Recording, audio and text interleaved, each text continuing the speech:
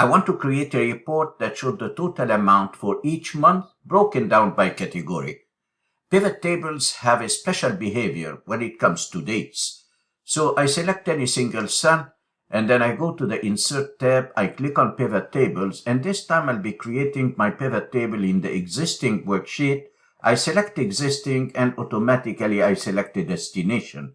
I hit OK, and here is my pivot table field list. Look what happens when I drag the date to the rows drop area. Automatically, Excel splits the date into its components: years, quarters, month, and date. And I can drag anything I don't want out. So if I don't want the date, I can drag it out. I just want to keep the quarters and month. So I'm going to drag the years out, and I leave the quarters and month. I have the quarters collapsed. I will expand them in a moment. Then I drag the amount to the values area, and now I have the total amount for each quarter. I want to break it down by category. Then I drag the category to the columns, and here I have my report. I close the pivot table field list, and I was able to create my report.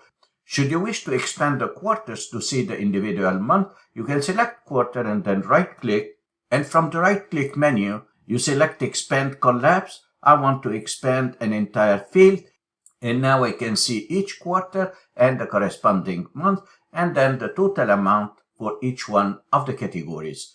Should you wish to have the quarter and month in two separate columns, we can easily do that by going to the Design tab and change the report layout.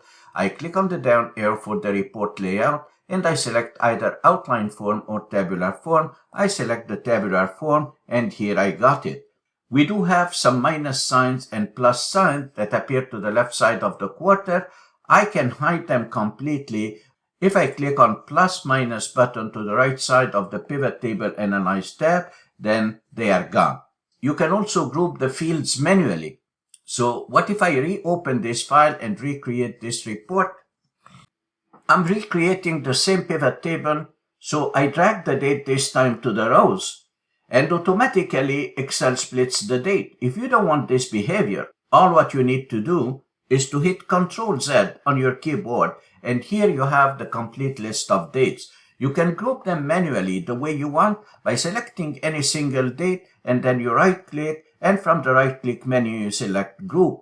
The grouping dialog box opens, and here you can select whichever option you want. I'm going to select month and quarter, and when I hit OK, then I get the same exact result as before. I can drag the category to the columns, I can drag the amount to the values, and I'm getting the same pivot table. In the next module, I talk about the aggregate function and how you can switch it or create other calculations.